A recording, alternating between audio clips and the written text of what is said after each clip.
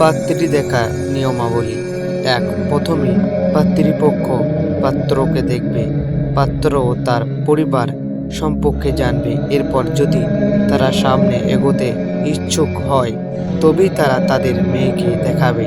তাদের সমাজে এই প্রক্রিয়া বাদ দিয়ে ছেলেকে একের পর এক মেয়ে দেখানোর যে প্রচলন আছে সেটা ক্ষতিকর ও শরিয়তের মেজাজ বিরোধী। ২. পাত্রী দেখার বেলায় প্রথমে ছেলের মাহরম কোনো নারী যেমন মা, বোন, খালা বা ফুফু দিয়ে পাত্রীকে দেখবেন, যা যা জানার জানবেন। এরপর তার পছন্দ হলে তবেই পাত্র তাকে দেখবে।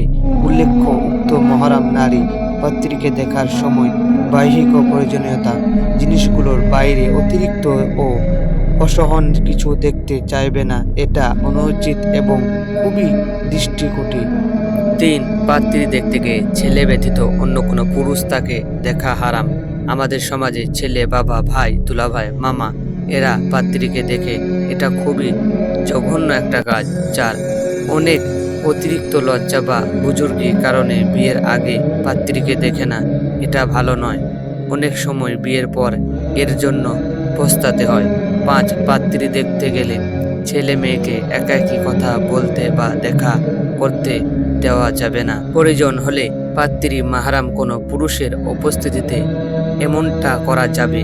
এমনি বিয়ে ঠিক হওয়ার পরে কোনো বা সরাসরি ছেলে মেয়ের মাঝে মিষ্টি আলাপন নিষিদ্ধ। জরুরি কথা থাকলে সেটা বলা যাবে।